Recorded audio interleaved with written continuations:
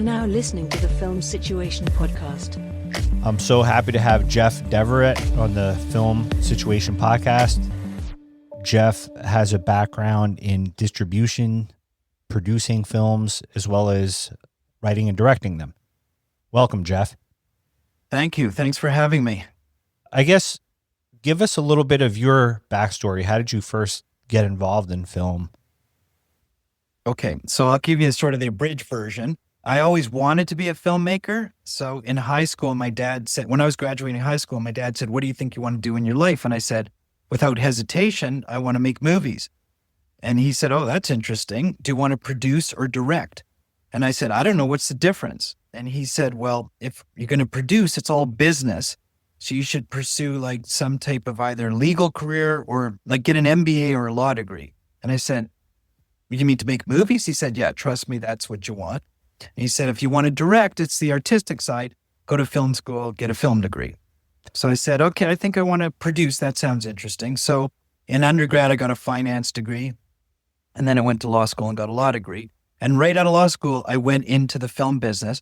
But I thought that I was going, I put out my resume, and with having a finance degree and a law degree, I was marketable. And I applied in the production department of many big companies, studios and media companies. And I got a few job offers, but the one that I took was in distribution, not in production, because that's what they were offering it in. And I said, "Guys, you don't understand. I just finished my law degree. I'm going to be making movies." And they said, no, you don't understand. We don't have anything in the production side. You're going to be selling movies, and that's going to be good for you. And I did not understand that when I first took that job. I took the job thinking, okay, I'll spend a year or two in distribution, prove myself, and move into production. But I spent 25 years and actually 26 years in distribution before I even stepped on a set. And in hindsight, it was the greatest thing that ever happened. Why? Because I learned how the business actually works. I learned how movies and TV shows are sold. I learned how they're financed.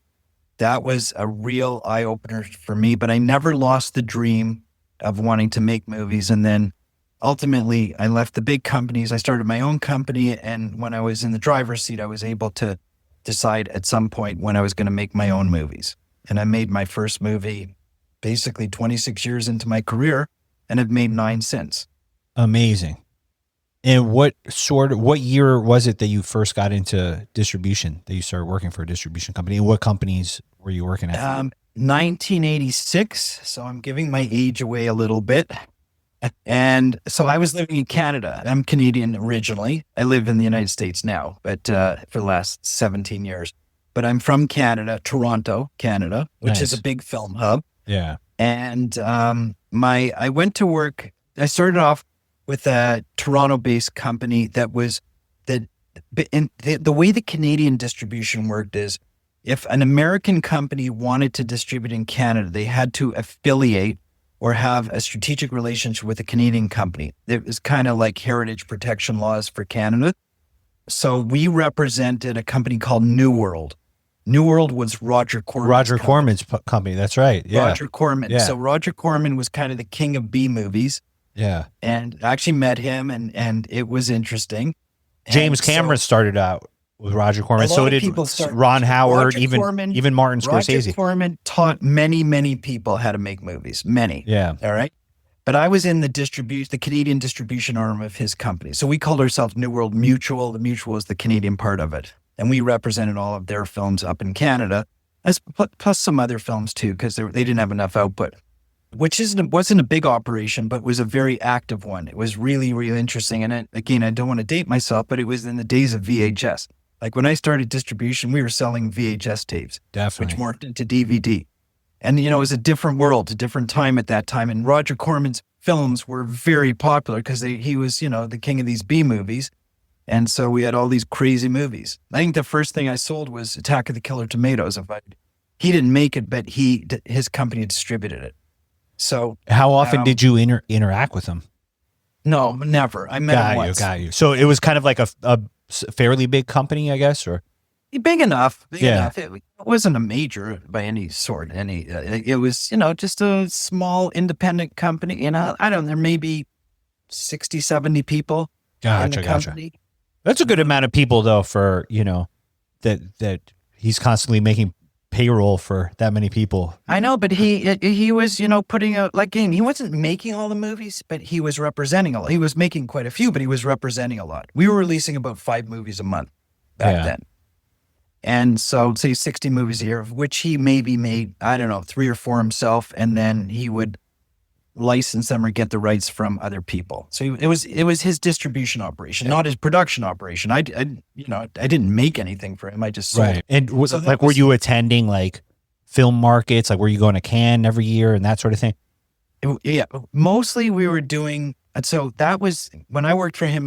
I was doing domestic distribution. I was just doing North America, primarily Canada, and then ultimately I started in the U.S. after that. But so we were just doing like the video market. So we went to this thing called VSDA, Video Software Dealers Association, in Vegas every year. Gotcha. We went to the Canadian version of that. So it was a different business back then. It wasn't like Cannes obviously existed and all the. But I wasn't acquiring anything at that time. I was just selling. Gotcha. Did you get into acquisitions at a later point in your distribution career? Okay. So then I left that company. I went into a couple of other Canadian companies, and ultimately I ended up this big Canadian company called Astral Media. So it was one of the largest Canadian media companies, public company. And I was their vice president of distribution, in which case I was doing lots of acquisitions. So I was acquiring many, many movies for the Canadian marketplace to release in Canada. At that point, I was going to lots of festivals and lots of markets. Got you. I'd been to Cannes, I don't know, so many times. I can navigate it with my eyes closed. Do you like going there? Do you love it? It's so funny. See, here's the thing. Do I love it? It's a business trip. I mean, it's the south of France. But, now I hate to say this because it sounds a little bit, I don't know, elitist or arrogant or something, but people say, do you love going to Cannes? And I say, it's a business trip for me because I live in San Diego. And so people say, oh, the beach in Cannes, the weather. And I say, no, you don't understand. I live in San Diego. Our beaches are 10 times, our weather is 10 times nicer than theirs. Okay. Are their croissants a little bit better? Sure. But that's about it. But it is the south of France. And, once you've been there once or twice, then after a while, it's a business trip. And it's all, can I, have a nice meal? Can I, are my meetings going to be okay? It's just the business trip. It's the whole south of France thing wears off on you. But anybody who's in distribution will tell you that. Yeah. A lot of people, I don't love traveling. I did a ton of it. I don't love it. I do it because you do it because you have to. And I had young kids. I have a family. I have 4 sons. So, you have a busy life. But a lot of people in distribution love traveling, and that's why they love distribution, because it involves a ton of travel. But, it's always nice to go to France. It's just a long trip. No, well, what you're saying makes sense, because I used to work in office jobs and in the corporate world, and guys that used to work in sales and used to travel a lot. In the early days, they would love it. And then after a while, it's like, all right, enough of this already. So, and especially after 9/11, when travel became, then there were lineups at airports and security and all this kind of stuff. Before that, it was a little bit easier because you could just kind of walk in, not tons of security. After that, travel became a bit of a pain in the butt. True. Definitely. Now, I just had a flight this morning, I was up in San Francisco, and, it's an hour and 10-minute flight, but you got to go there an hour and a half before just to make sure that, the security lines you get through in case it's busy. And so it's a big ordeal to travel. And again, I don't want to sound like a spoiled elitist guy who travels all the time, but sometimes it's just a hassle. That's all. No, definitely.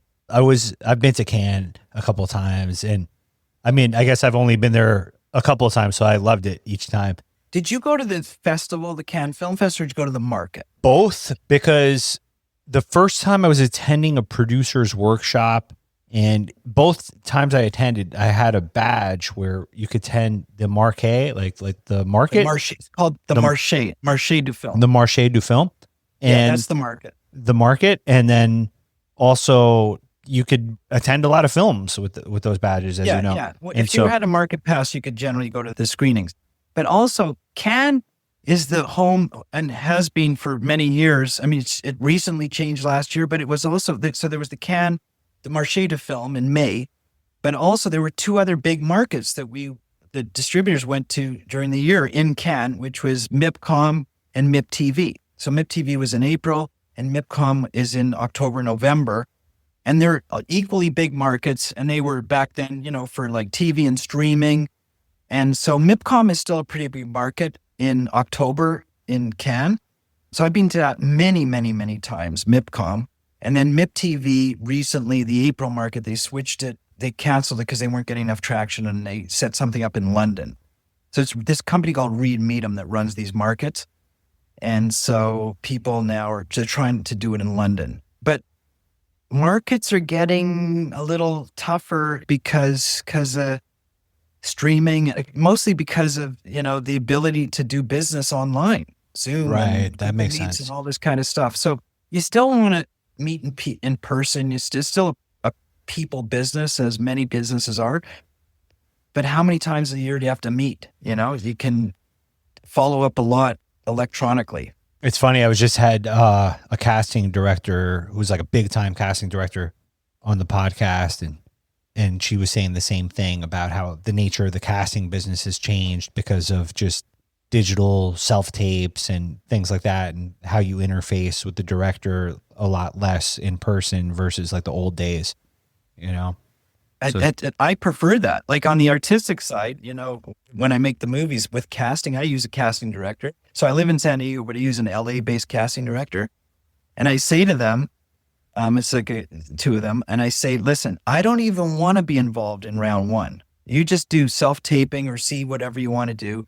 Round two, I want to see the tapes, and then I like to do a live casting with, limited people over the course of 2 days. And that's it, basically. And the rest of it, I want to just do online because it's just so much more efficient. Yeah, no, absolutely. And we're going to get to that even more in depth in a little bit, because I watched your film God Incorporated. Oh, you watched that? I did watch it. Yeah. Oh, that's of all my films, that's my favorite one. Oh, okay, cool. All right. I'm glad I picked the good one. And I like the casting, by the way. I like the dynamics between the characters, and we'll talk about that in a little bit. But by the way, do you live so the only experience I've had near San Diego is I was at a film festival at La Jolla a couple of years ago. It's such a beautiful area, by the way. So I was like floored by that whole area. Live close. I'm about 5 miles from La Jolla. I'm in Del Mar, which is just up the coast. Yeah. Do you hang out there in La Jolla? No, not really. Del Mar. You know why I hang out in La Jolla? Because they have a great golf course there called Torrey Pines. Okay, got you. And as a local, it's a public course, but as a local, I get to play it for, a fraction of the price that visitors play it for. So it's a gem. Nice. Torrey Pines. If you're a golfer, it's the gem of San Diego and Southern California, I'm going to say. Or any film deals made on the golf course there, or? No. Okay. Relationships are built on the golf course, but the deals are, chit chat. But it's calls for relationship building. Yeah. So at some point, how did you sort of transition from distribution to then getting into the producing side and like getting into fundraising for films and that sort of thing? Okay. So as I told you, my dream in going into the film business was always to make movies. That was the goal, right?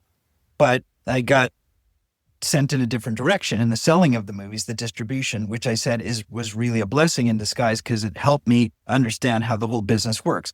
But at some point, so after I worked for several big companies, I decided that I know how this business works and I'm very entrepreneurial spirited. So I left and I opened my own company. So I had my own distribution company, and, like any new business, you struggle a bit, but I knew what I was doing and I was well enough connected.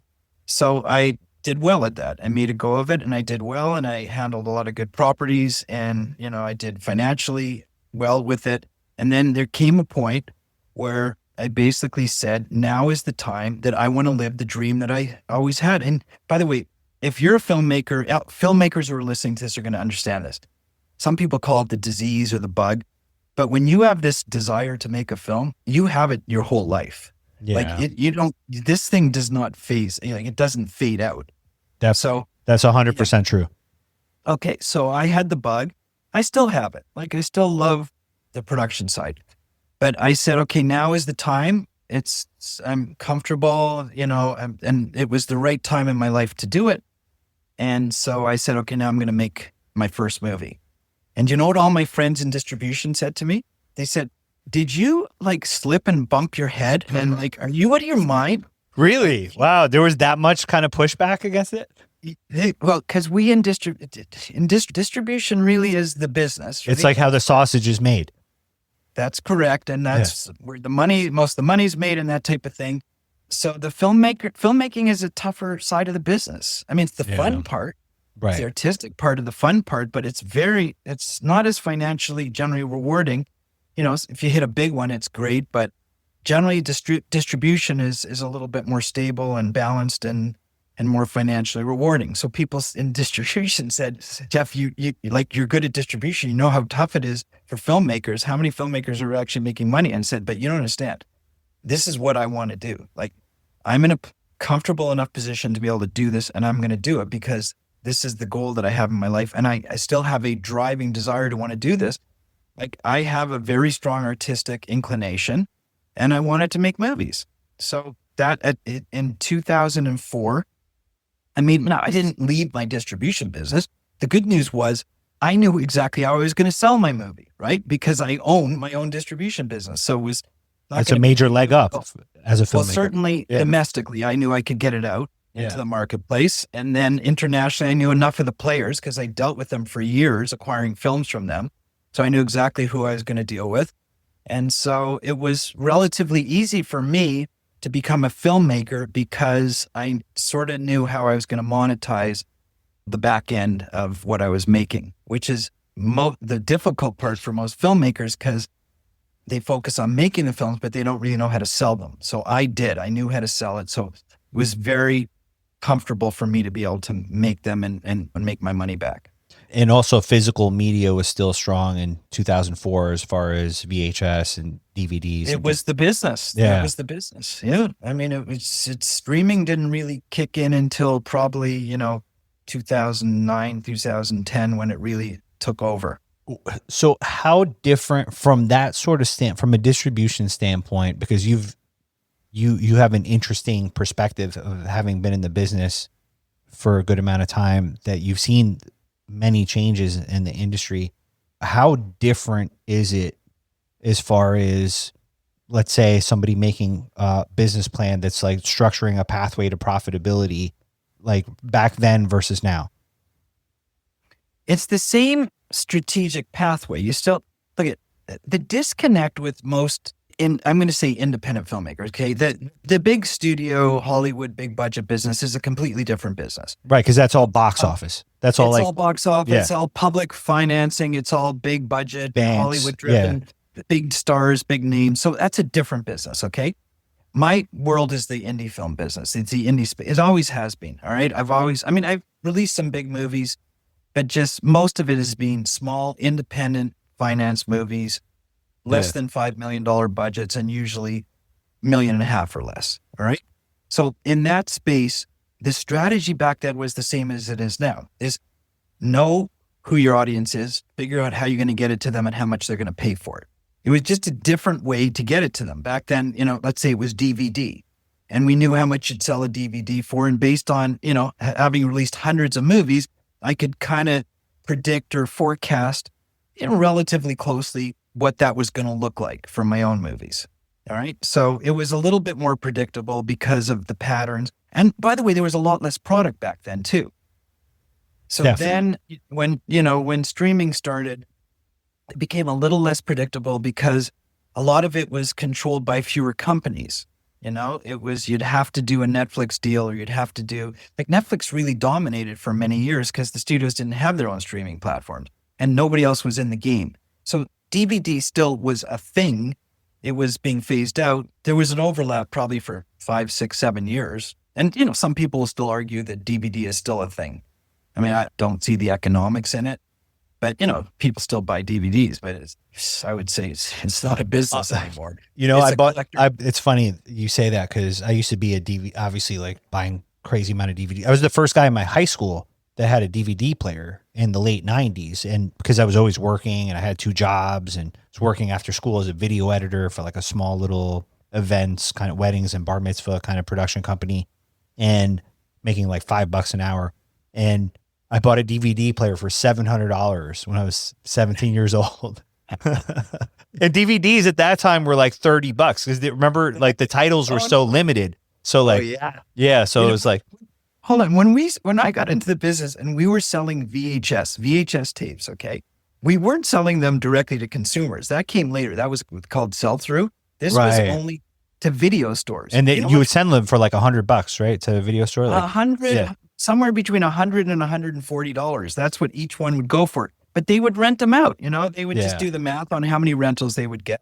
That was the business. You know how I know that is because I was obviously like always like a film head and going to the video store as a kid. And I remember as a 14-year-old kid, the owner of my local video store told me, he's like, you know how much I pay for these things? He's like 100. Really? He's like, it's not like you going to buy them at the store for like $15, $20 a pop. He's like, I pay $100 for these things. And I was like, really? Right. I was like, wow. Because you're paying for the license to rent it out, to monetize it. Yeah. And I'm sure there were many black market video stores that weren't really. It was like any other business. Piracy was a big deal and black markets and all this kind of stuff. Yeah.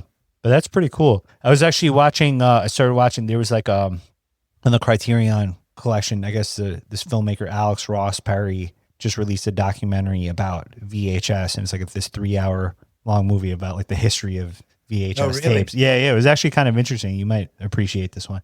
I mean, we're talking way back then, but the big deal was VHS or beta. Remember, Sony had beta. So that was before my time, the beta wars, because I just remember like VHS tapes when I was a kid. You know? So beta, when I got into it, it was like we had to release on both beta and VHS.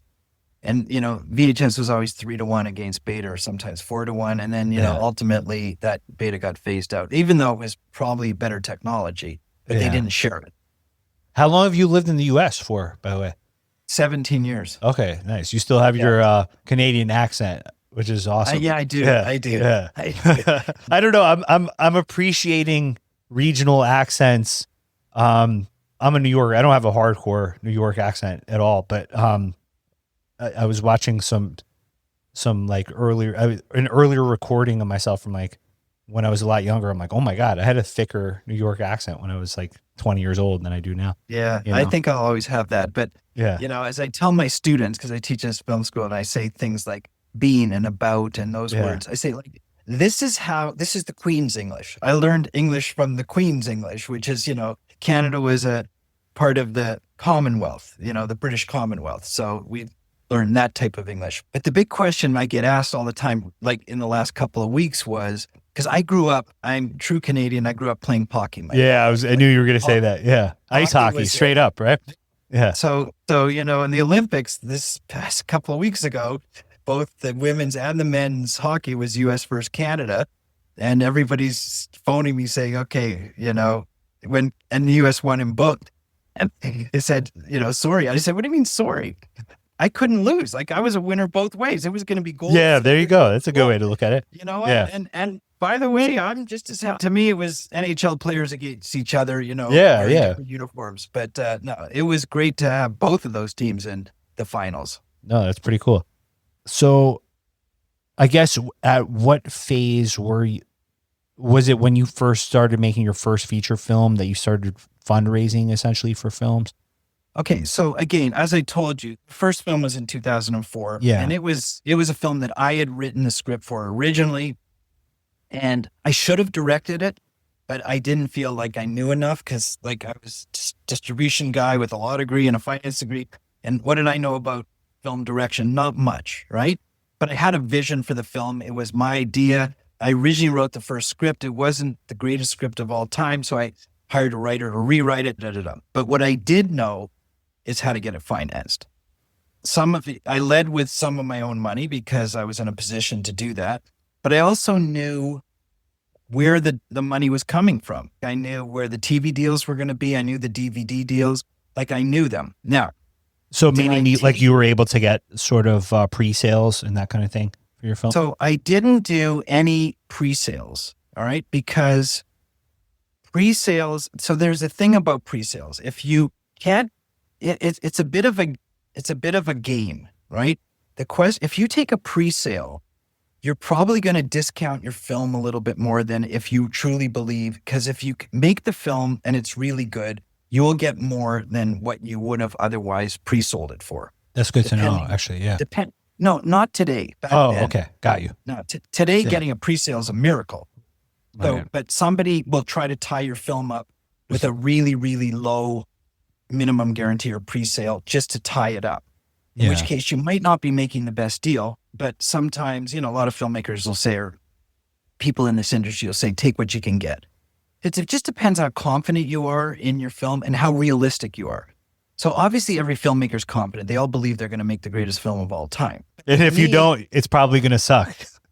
Of course. And it usually does. Okay. Because, it's hard to, right? Right. Limited resources. Yeah. But I also knew where the sales were coming from because I was doing them. I was controlling the sales back then, right? Yeah. I wasn't controlling international, but domestic. Like I knew how many DVDs I was going to put out. I released that film theatrically. Was it a genre film, your first one? A drama. It's a sports drama. That's what I like to do. So I knew I was going to do a theatrical release, which was a bit of a disaster, as they usually are. But that's an ego thing that you do when you're first-time filmmaker. But I had friends in the business. Lionsgate released it for me because I had friends who worked at Lionsgate. These are people who used to work for me. So, I could make a phone call and get that done back then because I was well connected. Was there any recognizable faces in the film? No. So, to get a distribution deal from Lionsgate without famous people, it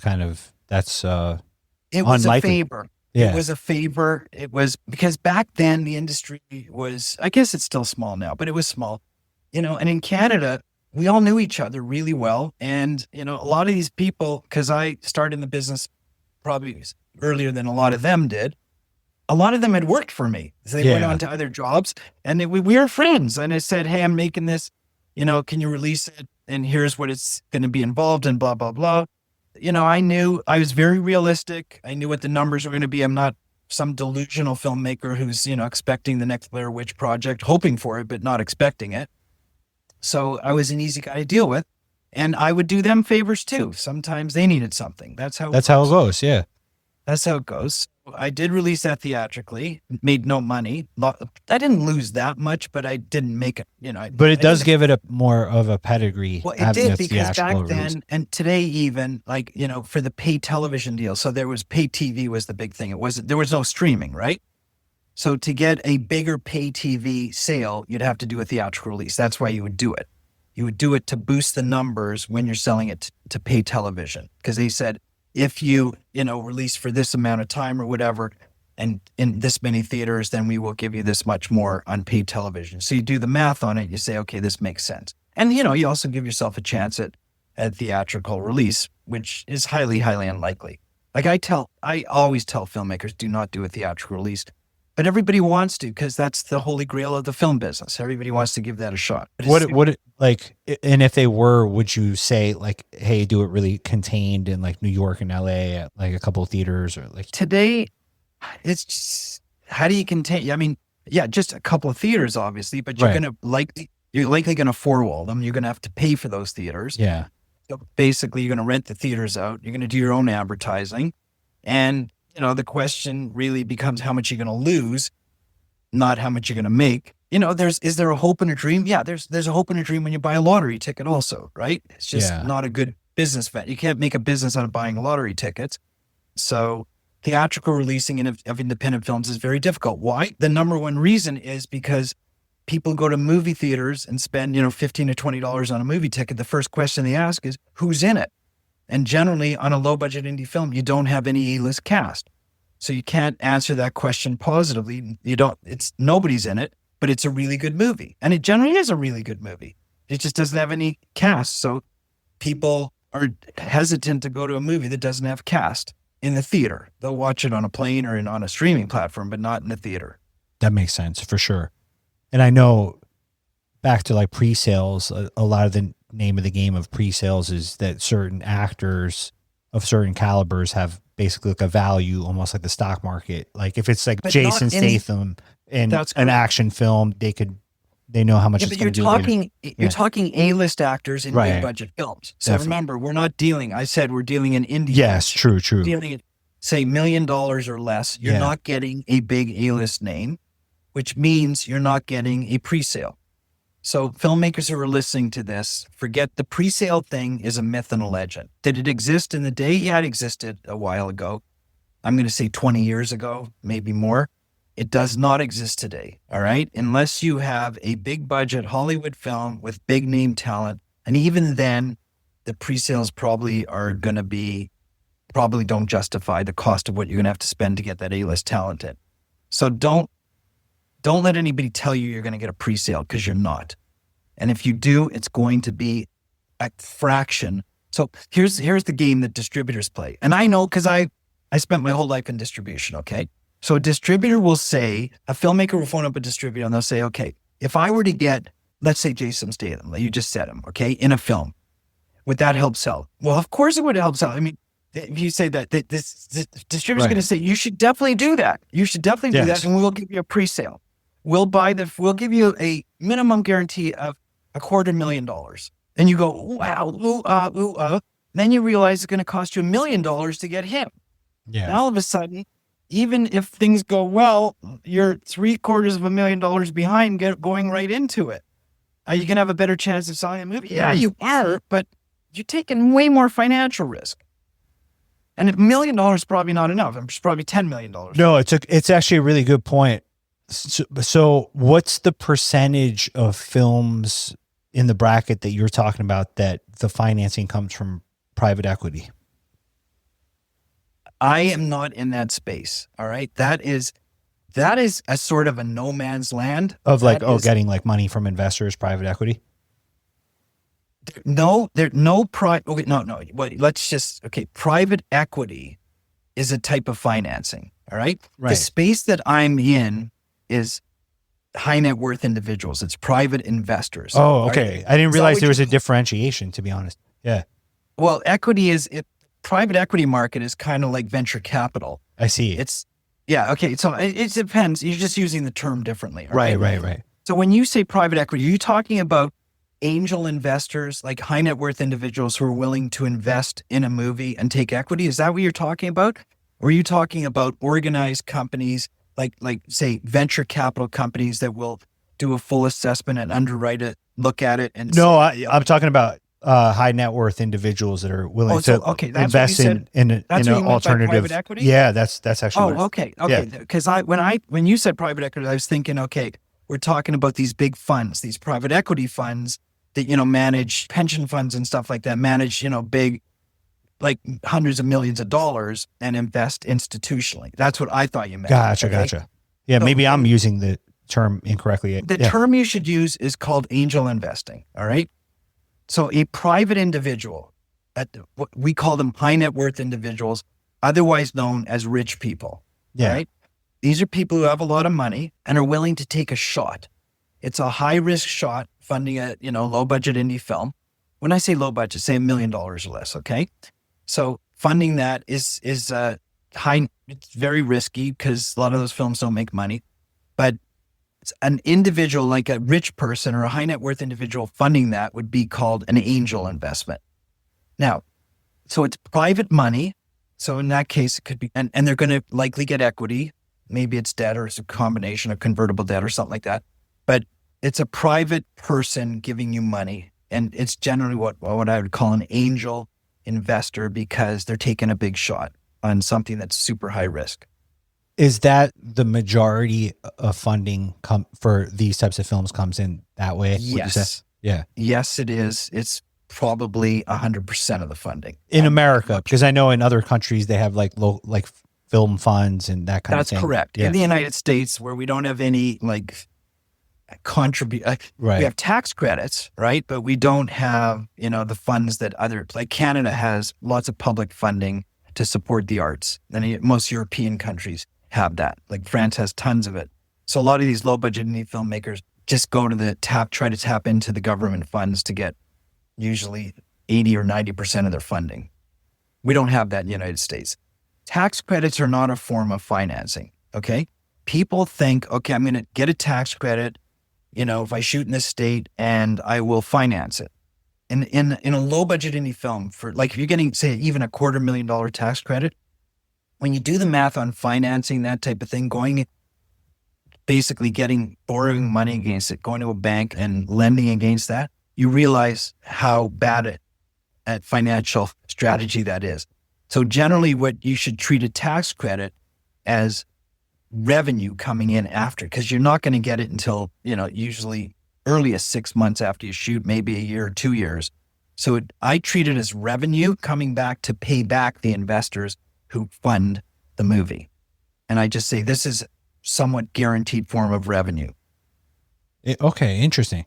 So I think a lot of the problem with a lot of filmmakers is that, and I can even use myself as an example, I'm just not in those sort of networks of people of, oh, okay, I just bought a hotel in Tribeca. Yeah, I could invest in a film. You know what I mean? Yeah. How does somebody get in those situations where they're actually meeting those people to even solicit investments? That is a great question. And that is one of the biggest challenges right there. Exactly what you just said. So I say to filmmakers, how am I going to get my film financed? I said, you're going to hobnob, you're going to network with high net worth individuals, and you're going to convince one of them or two of them or 10 of them, whatever, to invest. That's how you're going to do it. All right. And they say, okay, sounds good. The problem is I don't know any high net worth individuals. How do I meet them? How do I get to network with them? How do I get in the room, as we say, or at the table? And I say, okay, it starts with this. It starts with, do you know somebody who knows somebody? Everybody, you must know somebody who knows somebody. Definitely. So it might be 1 step removed, 2 steps removed, 3 steps removed. And if you don't, then you need to basically go right back to basics and do so I teach at 2 film schools, right? And I'm teaching young people who are graduating, and I teach them finance. So we talk about what you and I are talking about right now. And they say, well, how do I get in the room? I don't know anybody. My parents don't know anybody. We come from very modest environments, blah, blah, blah. And I can't even think of anybody who I could connect with, or who even 2 or 3 steps removed could connect with. And I say, okay, how about this? As crazy as this sounds, I know you're graduating from film school and you want to make a film, but it might take you a little bit of time, because what you might have to do is go get a job at a very high-end private golf and country club, and you become, one of the bag boys or a caddy or something like that, and you make yourself known and you start hobnobbing. Generally, there's going to be rich people at those places because that's who can afford to join there. Yeah. And it's going to take you a year to develop a relationship, and they're going to need to like you, and you're going to have to be credible and a nice person. And at some point, you're going to say to them, hey, this is not my career aspiration. I'm doing this, to make a living right now. My aspiration is to make a movie. Do you mind if I pitch you? Can I pitch you? And if you're nice and they know you, you'll get a chance to pitch them. And if the pitch is good, you'll get financed, and that will change your trajectory. But if you got nowhere else to network or nobody else to get in the room with, that might be what you have to do, something like that. Right. What you're kind of saying is you have to figure it out by any means necessary, be sort of creative on how you can get in the room, whether you're even servicing these people, Some people are luckier than others. Some people were born into circles, right? They were born into networks. They were born with silver spoons or whatever. So some people have that. Some people don't. If you don't have that, unfortunately, you didn't get it, right? So it doesn't mean you can't get it. It means you just have to work a little bit harder, get a little bit more creative, and probably spend a little bit more time. And you know what? You'll be be off because of it. You'll appreciate it more. You'll probably do a better job. But that's great advice. Take yeah. that amount of time to really position yourself. How long is the period of time? Do you give yourself, when you're developing a film, you're like, okay, now it's the fundraising phase, and how long of a time do you expect that you're going to close on the financing? Yeah. Okay. So at this phase of my life, it's different, right? Because I'm in the very developed part of my career. I'm at the end of my career. So if I want to get a movie financed, it's a lot easier for me than it would be for a new young filmmaker starting out. Why? Because number one, I have a track record. So the first thing I can do is say to people, hey, this is my 10th film, not my first, which all of a sudden creates way more credibility. And here's the track record I have on selling the other ones. So right away, it becomes a better investment for them. Secondly, obviously, I know a lot more people. I have those networks developed already. So I'm not a good example. But let's say there is, one of my students is starting off fresh. And let's say that maybe they do have, maybe their mom's a lawyer. Okay. And maybe, they're comfortable, middle class, but they don't have the ability to finance the student's film. So she has to go and hobnob. So maybe her mother will put her in front of, 5 or 10 other lawyers. And how long will that take? It could take anywhere from, if you get lucky, I'm going to say 4 to 6 months. If you get lucky and you're organized and you're pitching well, to talk to people, to work it out, give them time to think about it and then get the financing. So that would be quick, to 10 years.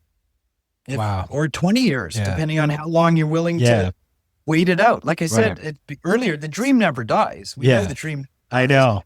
Yeah. So maybe, in your life, like you start off, you struggle,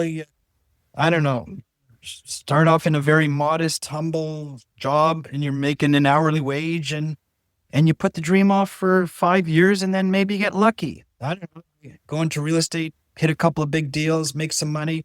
It's always good when you lead with your own money, because when you lead with your own money and you say, okay, I need 500,000, but I'm going to put the first 50,000 in.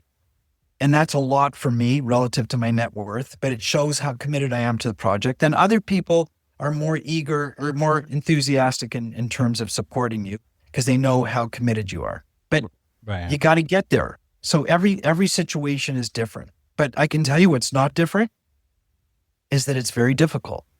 And it's for our people who want to make films, they're generally artists. And artists generally don't like talking about money or putting pitch decks together or hobnobbing, in that world and talking. It's all money, money, money. That's all it is. It's all, nobody talks about films in an investor pitch. You don't talk about the film. You talk about the ROI, the return on investment. You talk about where you're going to sell the film, how much you're going to sell it for, what the forecasted revenue is, what the deal terms are going to be, and what the cash flow is going to be. That's all they care about. And as a filmmaker, you just want to talk about what the story is, the characters. Right. I understand. Yeah. Like they look at it like whether you're selling films or whether you're selling potatoes, like they want to see those numbers. What is the return on my investment going to look like? And how do we guarantee that that's going to happen, or how can we make that more certain? For sure. But I'm sure you've come across all kinds of investors, like some that are a little bit more excited about being the executive producer on a creative project, and some that are a little bit more like really crunching the numbers more so than others. Okay. Well, the beautiful thing about a film investment is it's sexy. It's a lot sexier than a real estate investment or anything like that, because for two reasons. One is everybody's intrigued by the film business. Everybody in their back of their mind has the idea that they're going to make a film. So everybody loves the film business, right? And the idea of going on set, maybe being, in a cameo role, in the background role, getting a credit on IMDb. This is what we call the fun stuff. All right. Like coming on set, having lunch with the director and the actors. And it's just fun. And a film investment is a lot more fun than most investments, but it also has the ability to become like one of these Cinderella investments. I call it the Hollywood dream, where, every once in a while, one of these things hits big. One of them becomes the Blair Witch Project, which make for 50,000 and do $100 million. It doesn't happen very often, but it could happen. In this industry, it could happen. Right. And people know that. So they're going to have some fun, and maybe they have a shot like winning the lottery. You can win the lottery in this business. It's just highly unlikely you're going to. Now, what are the sort of basic things that a filmmaker has to have? You mentioned a pitch deck. I know that they have to have a business plan with an executive summary. Do they have to have also a private placement memorandum? No. I wouldn't go in that direction. It's too expensive. It's too complicated. Remember, we're talking about angel capital here, okay? So remember, just to position again, I'm talking about movies that are made for $1 million or less. Gotcha. Okay? So if you have $1 million or less film, you don't need a PPM, you're saying? I wouldn't go even near it. Okay, good to know. It's going to cost you $50,000 minimum just to get that done with the legals, probably more than that. probably closer to 75. And somebody to 100. can't write their own. They can't get a template and do their own. You could do it. It's not worth it. You're saying you don't. It's not worth it. It's too. You don't risky. really need it. If And you don't the need other it, thing then you is don't the need it. investors at that level, these rich people at that level, they don't want too much complication. They don't want to have to get their lawyer involved. Right. They don't want I to see. read a 50-page private placement memorandum. They don't want to do that. This is a fun, risky angel investment. This is not. This is. You're the first person I've ever met that's called the angel investment. It's so interesting. I like to hear it, but it's kind of like a new sort of term in film. I've always heard that with like technology or other like startups or things like that. Zep, I don't know who you've met before. I haven't watched all your podcasts before, but I'm gonna go out on a limb and I'm gonna say I'm probably the only person you've met who's actually done this as opposed to talked about it. No, I've had. Do you know who Skylar Moore is? He's a film attorney. He'd structured the financing for, but again, this is different kinds of films. Like you said, this is not this tier of films, but he did structure the financing for The Irishman and like some like pretty big films. You're talking $50 million film. Yeah. I said. Yeah. No, I know. Yeah. For $1 million or less, you find me a lawyer, find me any businessman who's going to recommend doing, PPM at that level. It's nuts to do that. No. Let me make it clear, Jeff. I'm actually happy to hear this advice because you're saying, hey, don't make it more complicated than you need to be. No, the investors don't want it complicated. They want to keep it simple. As a matter of fact, sometimes I don't want to get into too much detail unless you want to, but most of these deals are offered up as debt converted to equity. So basically you're going to say, at the end of the day, here's how a deal like this is going to work. You're going to say to an investor, we will put you in first position. So we'll treat your money ahead of everybody else, like ahead of our own, ahead of our deferred. So if you put in, say, $500,000, then the first revenue that comes in, we're going to pay you back and make you whole. All right. Before we get anything else that we're supposed to get. Then thereafter, you'll get a share of the profit. So it's not necessarily even an equity investment. It's just a payback of the principal plus a share of profit or, potentially a share of equity. But there's a lot of reasons. And again, we'd have to do another podcast if you want me to get into it. There's a lot of reasons why investors don't necessarily want equity, because if the thing goes sour, they could write the debt off quicker. Well, it's that point, like, would you ever recommend for a filmmaker that's not that interested in, let's say, taking a salary on their own films to start a 501(c) to be like, hey, we're doing like a charitable sort of thing to get impoverished people in the community working in films? Like, you know what I mean? Is that ever a viable sort of thing? Because then no, never. It's never viable. No. Ever. It's not never. Never is a big word, but no. First of all, starting a 501(c) is not easy. All right. It's got to be legitimate. And, a film is probably not going to qualify. Maybe it will. I don't know. Maybe if it's a film fund and stuff like that, who knows? But it's way too complicated. Just keep it simple. A 501(c) is a very complicated, complex, business organization. And there's a lot of reporting involved and a lot of legitimacy involved. So I would not go down that road. I mean, that's a charitable organization. Right. Just keep it clean. You know what the best policy is? Honesty. You just say to your investors, look, here it is. I intend to do the best that I possibly can to make a good film. Here's my plan to get it out. I intend to do the best there, but I can't guarantee anything. So it's high risk. Okay. But I'm a conscientious guy who's going to try hard. They're basically, look, investors don't even invest in the film. They invest in the filmmaker. I've heard that before. So that's nobody bets on the horse. They bet on the jockey. That's how it works in this business. In most businesses. Right. 100%. In angel investing, you generally invest in the founder or the person who's behind it, CEO. You're not necessarily investing in the business. What you need is, so investors in this business are investing in what they consider to be conscientious, credible, honest filmmakers who are going to give it their best shot, who they feel have the skill set to actually make a good film, have the understanding on how to get it distributed, right? But 9 times out of 10, they don't even ask you what the film is. Okay, you tell in one sentence, you tell them. You're not pitching them on the movie. You're pitching them on your ability to deliver a business plan.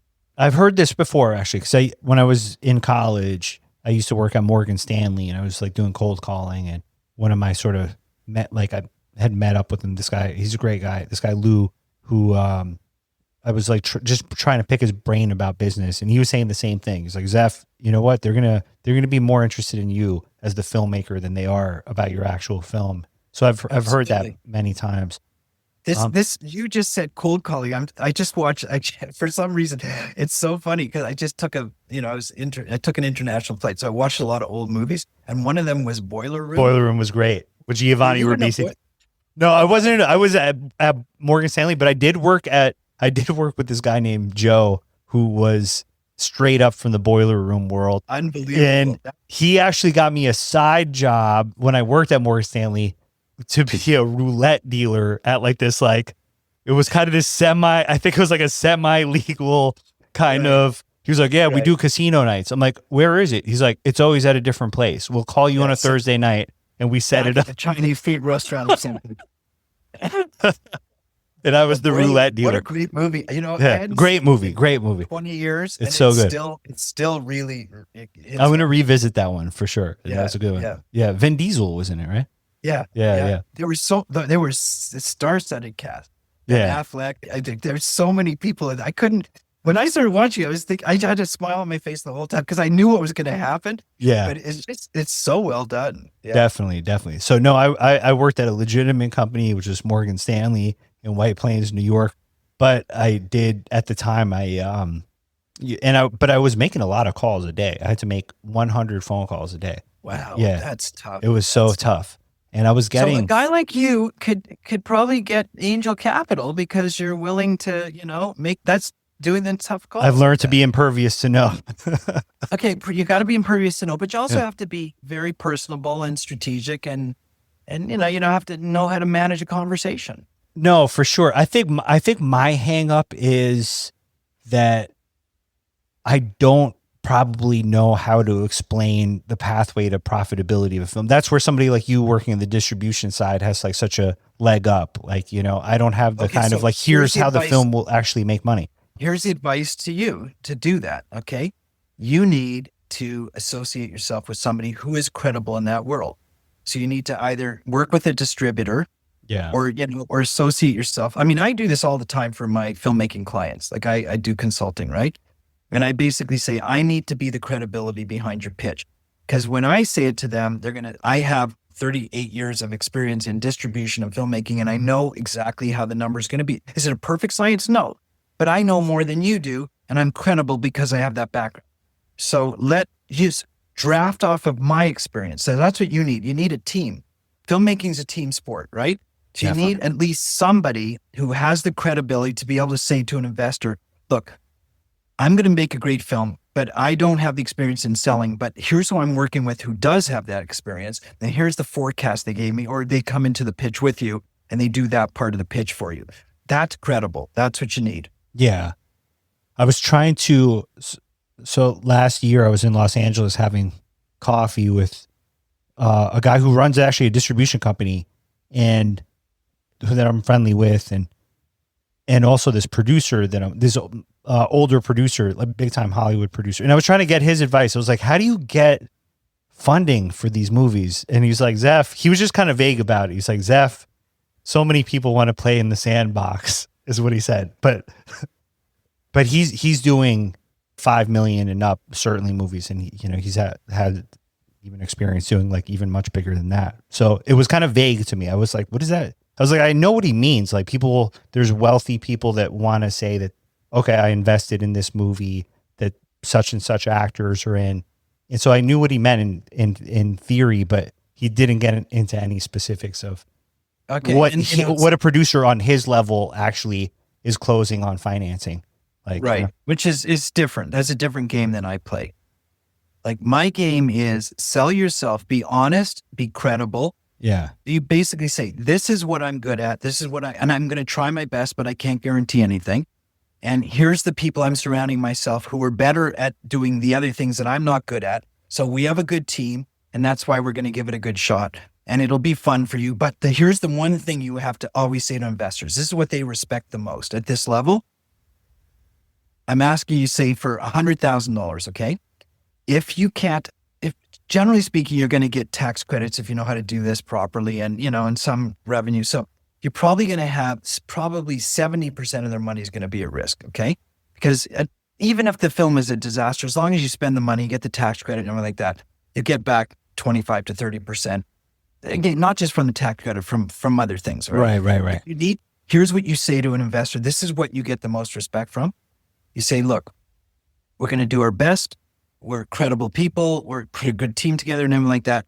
But if you can't afford to lose $70,000 of your 100, this is not the right investment for you. Like if this is going to change your lifestyle and it's going to put your retirement at risk or something like that, then we appreciate that you're interested, but we don't want to take your money if you can't afford to lose it. You got to be able to be in a position where you can just write that off and walk away and still it won't affect your lifestyle at all.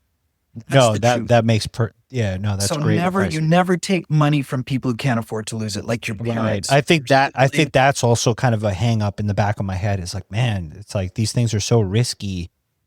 How do you, but people are pretty savvy enough. I guess people on those levels that are investing in your films, they're usually savvy enough to like realize that. They are, but when you say it and you're honest about it, then that makes them feel better about you. It's credible.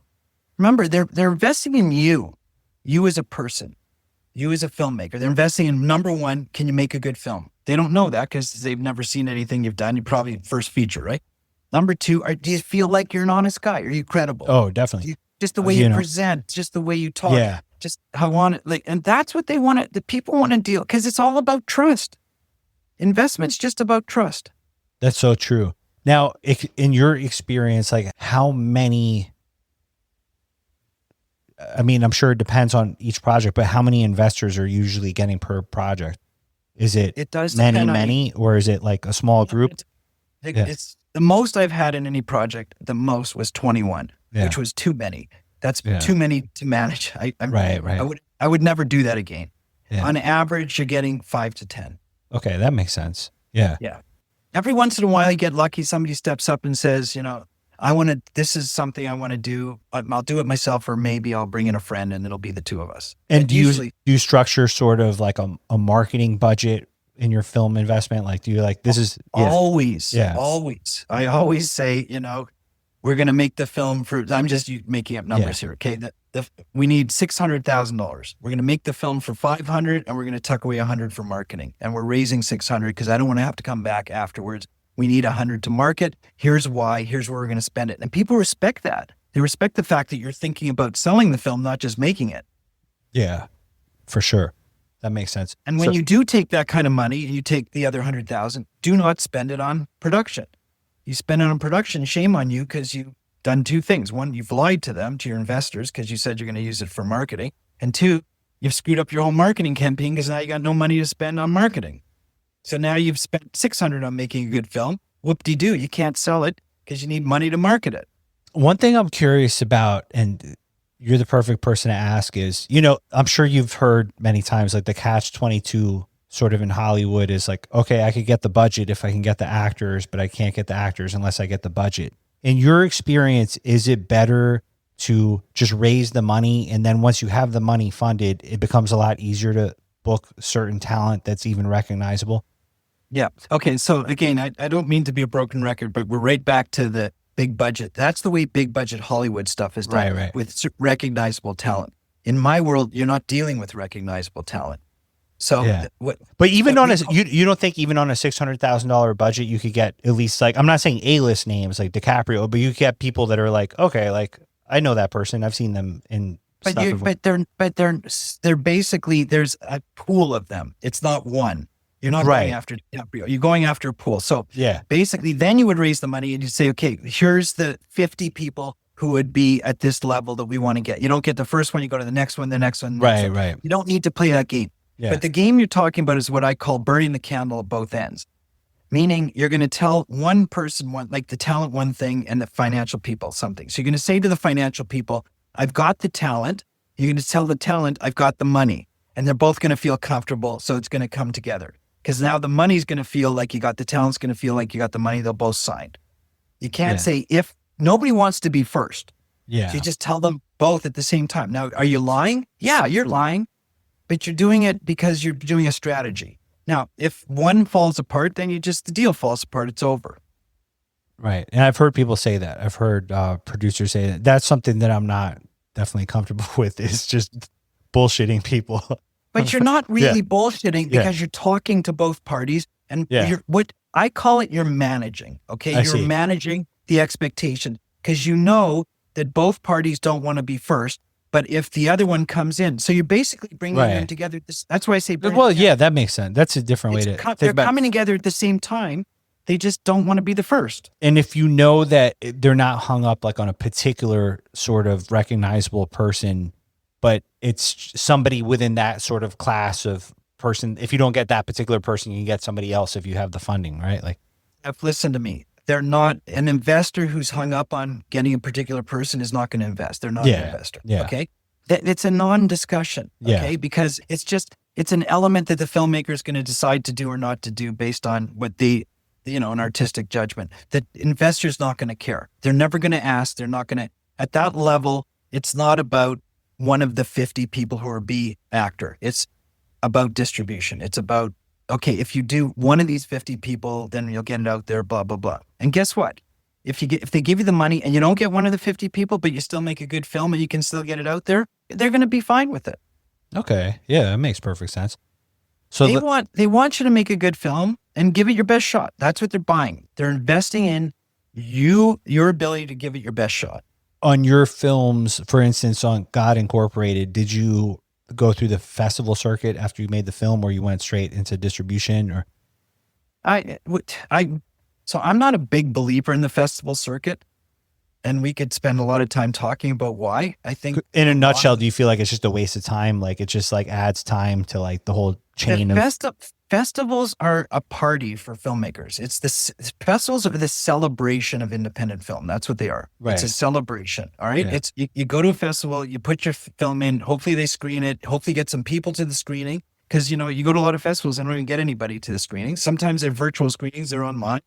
All right. Yeah. Then the filmmaker gets to watch an audience, watch their film, hopefully on a big screen, and do a Q&A, and everybody claps and gives accolades, and maybe you win a prize. All right. But you don't get distribution. You don't get any money. It costs you money to go to the festival. It costs you money to apply to all of them. All right. So, but as a filmmaker, you want to just get some recognition and some accolades. So that's why you do it.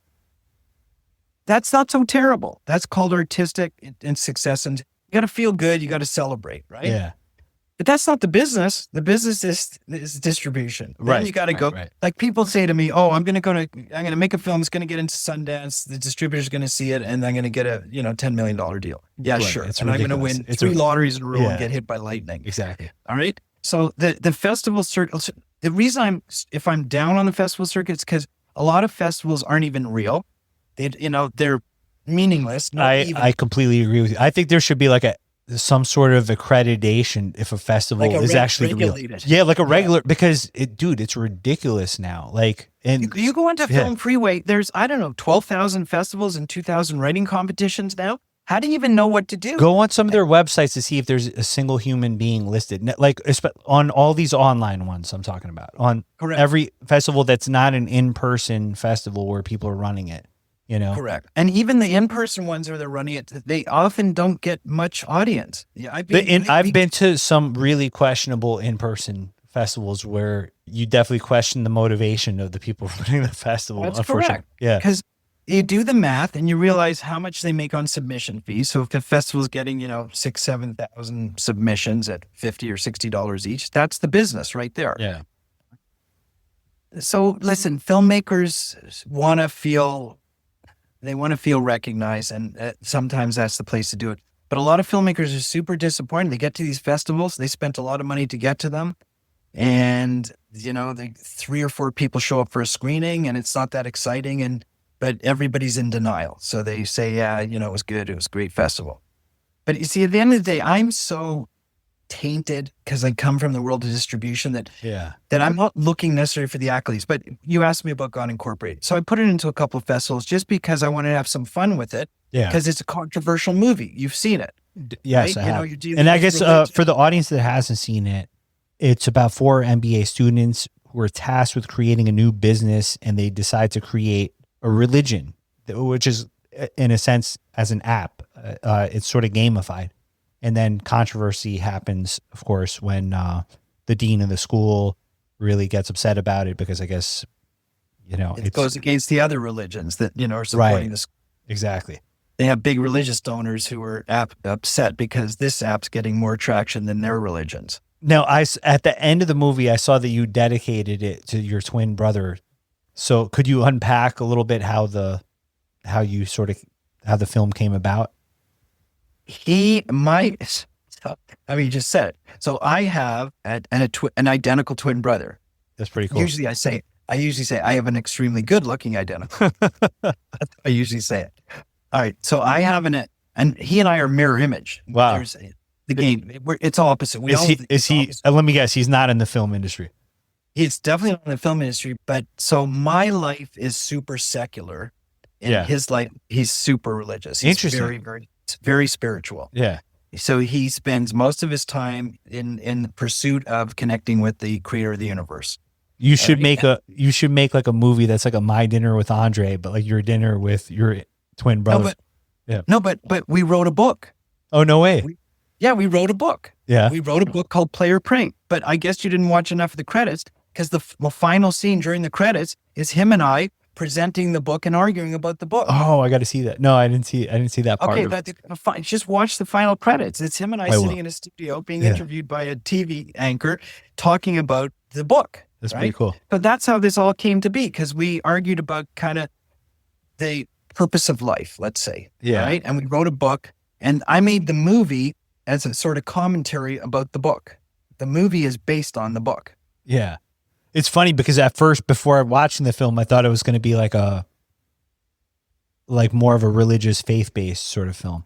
But it's not at all. No, not at all. They're throwing F-bombs. It's like definitely would be rated R. Correct. Just for the language. Yeah. But it gets the point across, the point I wanted to make, which is, that my brother really likes the movie because he feels that I gave an equal voice to pro-religion as I did to anti-religion.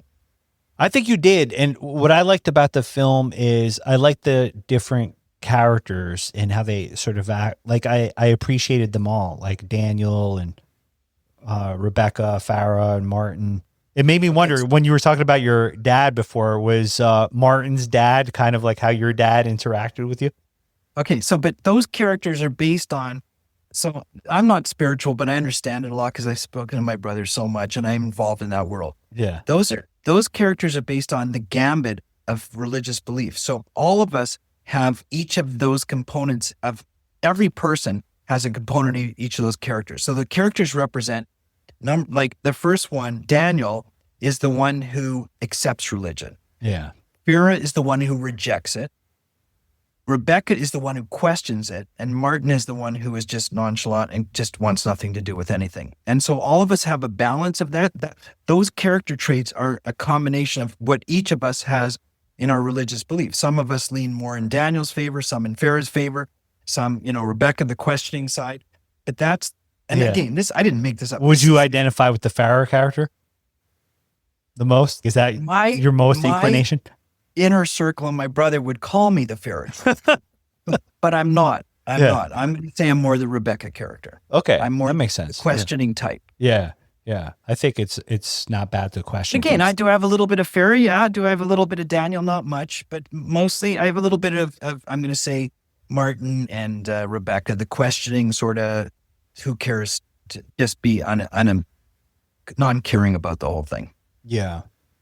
I grew up in a super Catholic household, but I definitely have my own kind of thoughts and feelings about things, Were you offended by the movie?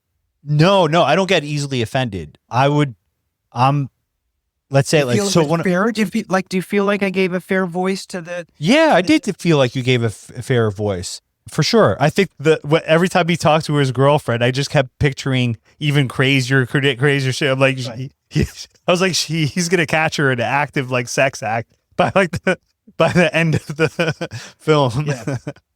But yeah, no, I enjoyed watching it, and I'm definitely not a person. Yeah, I'm not a person that gets easily offended. I was watching something last week where somebody walked into a church and then shot somebody in the confession booth, and I'm like, he was like a hitman. I'm like, oh man, why did that happen inside the church? Like, even if the priest is a very bad man, like don't do it inside the church. But like other than that, I don't get easily. I loved making that movie. And Yeah. did you recognize the guy who plays Martin? Did you recognize him at all? He looked familiar. I mean, he has like a familiar look, you know? He does. Yeah. If you watch any sports, if you watch NFL or NBA, that guy is, after the film, about 6 months after we shot the movie, he got hired as Jake from State Farm. Oh, okay. Yeah. So his name is Kevin Miles, and he is Jake from State Farm. Yeah. Okay. I knew he looked familiar. Yeah. He seemed like a good dude. How was the experience like working with the actors? That was great. That was a fun movie to shoot. I loved it. I loved shooting it. I loved writing it. I loved directing it. It was, like I said, just a good experience. And it was sort of me saying what I wanted to say, primarily to my brother. Yeah. Well, I think that's important. I think it's important to have the personal aspect of filmmaking. Like it has to have some of yourself. And, you know, ironically, it was the least commercial of all the movies I made. And I knew it making it because it wasn't as neat. Normally I make sports dramas. Got you. And they're much easier to sell. I knew this one was going to be tougher because of the religious component to it. But it's by far if I have an opus epic film of my life, that's it for sure. Cool, man. Yeah. I appreciated the film. It was a different thing than I was expecting, but in a positive way. Like, you know, once they started throwing F-bombs, I'm like, oh, this is a different type of movie than I was expecting. I thought it was just going to be a generic faith-based film, just based off the title, you know? So I have a faith-based version of that film where when I shot it, I shot all the scenes that have F-bombs. I reshot them again, like on the spot. So we said, okay, here's the director's cut. Then I called it the scene 99 version. Yeah. And they did it without the F-bombs. Then we just substituted. Interesting. Okay. So I have a clean version of that as well. Yeah. How have you experienced any controversy? Like, has like anybody given you any kind of, because I mean, so religion is always kind of like a hotbed, touchy topic. And, you know, for me and one of my best friends, I always call it the 30+ year argument because I'm kind of like more on your brother's side of it. And he's more of like he would be kind of more of like on the Farah side of it, like the atheist. So I don't want to say like you, like, because that's identifying more with the secular side. Yeah. But it's not the non-believing side necessarily. It's just the secular side, meaning, you know, it's I can take it or leave it. Yeah. I haven't had no negative feedback. And I've screened it in front of lots of different religious groups, to be honest with you. And I took it to some festivals. And I remember standing at a festival and a priest stood up and said, you know, he introduced himself. He said, I'm this priest from this, da-da-da-da. I think I was in Houston or Dallas. It was in Texas for sure. And I thought, oh, shoot, this is not going to be good. And then he said, I like it. I think you gave a fair voice to the voice of religion. I think it was nice balance. I think the commentary was good. And I got that from a lot of religious people. All right, that's good. I'm curious the Mormon perspective. They said, perhaps you could have used a few less F-bombs. But, you know. No, that didn't bother me. I'm a New Yorker, so it's like, and I love Scorsese. And it was in character. Yeah, exactly. It was totally in character. Yeah, exactly. And it's in character. Somebody would say that. So you can't just have a sanitized world, just like I made a feature film and I told some of the villains to kind of improvise. And man, they made some improvisations of like some vulgar. Say about Scorsese because, you know, I just told you I watched Boiler Room. Yeah. So I was on an international flight, so I got to watch 6 movies. You know what I watched right after Boiler Room was Goodfellas. Love Goodfellas. It's amazing. You want to talk about Scorsese and like language beyond language. Yeah, right? And there you go. A religious guy, Martin Scorsese, was going to be a priest before he became a filmmaker. He got kicked out of seminary school. And great. I mean, I love the dialogue. It's so amazing. Yeah. It's one of the best. I love Mean Streets as well. Like, you know, all his films are incredible. I'm a Scorsese apologist. No filter on the language. No filter on the language. And I made a feature film too. Plenty of F-bombs, you know, and at some point there were like, these guys are like total villains and I had them improvise. They were like, you know, Zeph, like the dialogue seems a little too clean here. I think these guys would go off the rail. I'm like, all right, let it loose, you know? And they made stuff that I'm like, it would never roll off my tongue. But I'm like, the characters would say that, you know, they wouldn't say this like super vulgar stuff. When an actor's in character and they get it, when they get the character, it's magical. You know? Yeah. Really. It's a lot. Definitely. So before we go on to the kind of final phase of the podcast where, I I asked each guest about 2 of their favorite movie scenes. Is there anything that you're working on currently that you would like to highlight, or where could people follow along with you? I just finished making 2 movies. I shot them last year. One Nice. faith-based film called God is Good. It's a true story about an Asian immigrant woman who integrates into U.S. society. And we shot that in both English and Chinese. Amazing. How did that come about? So, it's a long For the next podcast. Well, once it's released, you're more than invited back. And then the other one is called Spine Scam, which I'm about to release it. And it is about it's about sort of corruption in the back surgery industry. Interesting. About a patient who's looking for a solution to her back pain and realizes how corrupt back surgery is. It's very similar to the Netflix series Painkillers about the opioid crisis. Gotcha. And it's about the Sackler family. The Sackler family. So those 2 movies I did. And I've got a few things in development, but everybody's got a few things in development. And where could people sort of follow along with you if they're trying to follow you on social? Here's the big thing. If they want to follow me, I have 2 things. One is I run a big platform called the Indie Film Community, where I teach filmmakers, I primarily finance and distribution, but I also do a weekly podcast. So my weekly podcast is called Indie Filmmaking, Truth and Reality. That's where you should connect with me. Cool. And then I have lots of connection points. Yeah. Indie Filmmaking, Truth and Reality. And you can get it on YouTube or any of your podcasts. Is it like an interview-based podcast, or is it mostly like...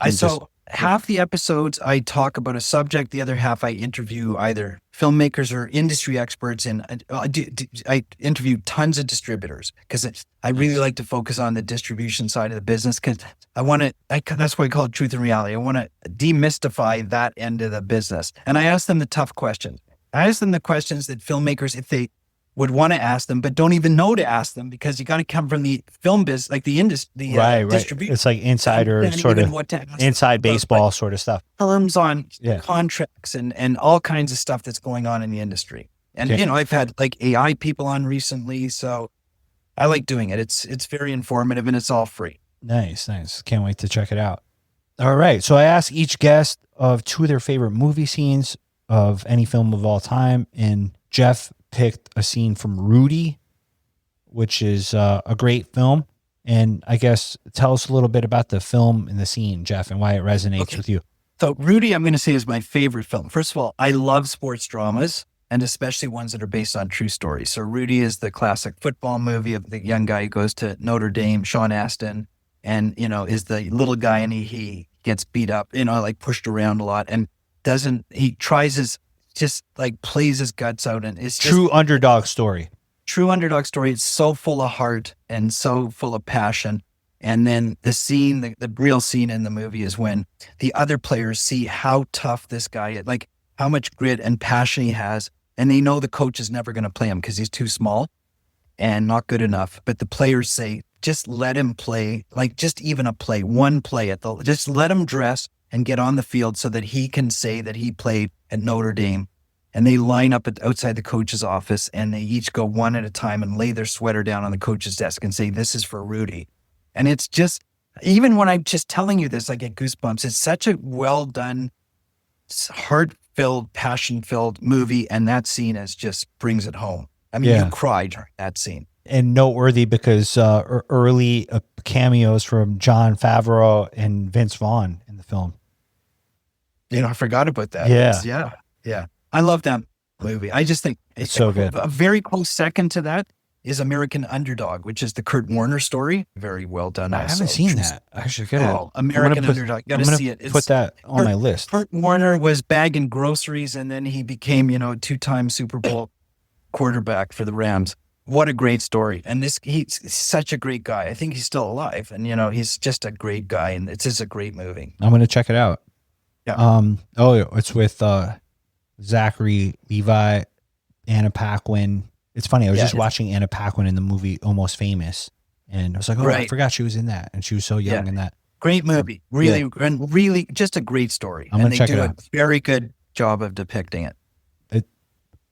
Deeply interested in stories about the underdog. We have that kind of in common because that was what my movie, The Trouble, was about. I find them so inspirational, those stories. Just people have the heart and the passion to just keep going against the odds. Against all the odds, like a David and Goliath sort of story. That's what my movie, The Trouble, was all about. It was about a geeky guy that gets extorted by thugs. Like my initial kernel of a movie was geek versus thug.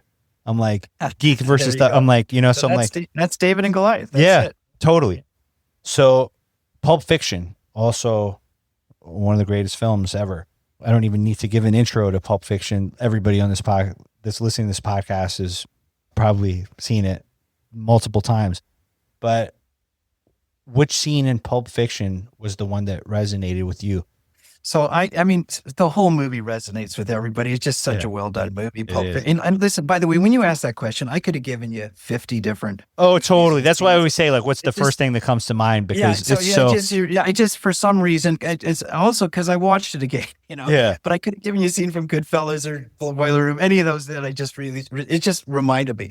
But that scene in the diner, because Samuel Jackson's sitting there with this big gun in his lap below the table, and we know that he can kill the guy. And he's just toying with him. And the dialogue, like, you know. What he calls him, Ringo? I like Scorsese and Tarantino films because they let the dialogue go on. You know, a lot of people are worried these scenes are too long. But Tarantino doesn't worry about that. And he just lets it go. And I don't know if it was all scripted or they were having fun or whatever. But just the way he's mentally playing with those two who are so nervous that, you know, the kid and his wife or the girlfriend or whatever. And so the scene is a continuation from the first scene of the film, because obviously it's not told in a linear fashion, but we see that a robbery is about to happen when this couple is like, should we just rob this diner? And then they decide to rob the diner, and then the credits roll, and it's, you know, very iconic, like Pulp Fiction with, like, you know, the Dick Dale music and everything. But then now we're at the end of the film where the two of the lead characters, John Travolta and Samuel L. Jackson, are talking, and there's a religious thing happening where Samuel L. Jackson, he was a gangster that decides to stop being a gangster. He's like, I'm just, you know, I'm going to give up this life. And John Travolta is really ridiculing him. Like, oh, what, are you going to just be a bum? There's a word for that, Jules. It's called a bum.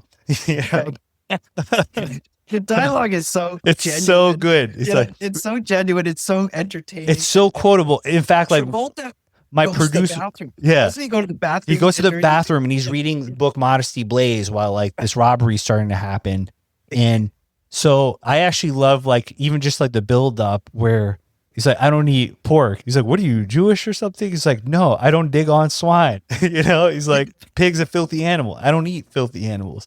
It's so, the dialogue is so out of context with the fact that there's going to be blood and guts and everything, even though there isn't, you know? Yeah. It's just, that's what I love about it. It's just so, it takes it from what you expect it to be into something completely different. And Tim Roth and Amanda Plummer, like, that are robbing the diner. And I love how scared and freaked out she is, and how control of the situation Samuel L. Jackson is. And he's got the wallet that says big bad motherfucker. And, like, I actually had that exact wallet. I bought that wallet a few years ago. Did you? But like 10, 15 years ago.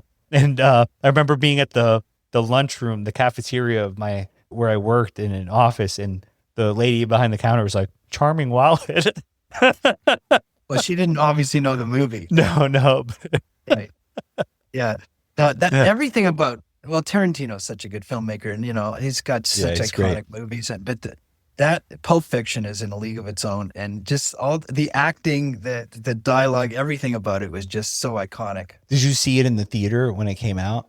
Of course. Yeah. I've seen, we've all, I mean, you know, in the movie making business, I've seen that movie at least, I'm going to say 20 times. And that was like a game changing one. Like, when you saw it in the theater, came out, you knew, you're like, okay, this just changed the game. But you didn't know what to expect, right? Yeah. And then, just like you say, everything, the music, the pacing, the dialogue, the characters, everything was just, I left there and it was like, holy smokes, like, this is what filmmaking can be. This was like, Tarantino went and, you know, took so many chances and just expressed himself in such a different way than you're used to it. Like, he didn't necessarily worry about the whole commerciality of it. And that's why it's so commercial. Definitely. Jeff, appreciate you being gracious with your time and being on the podcast. And, you know, I really enjoy talking to you. Yeah, likewise. There's obviously a lot more to talk about because we just touched on. I know. I hope to have you back again. I enjoy talking about all this stuff. As you can see, I'm passionate about this industry and about filmmaking. So thanks for having me. I appreciate it. Greatly appreciate it. Thank you for listening to the Film Situation podcast with your host, Seth Cotter.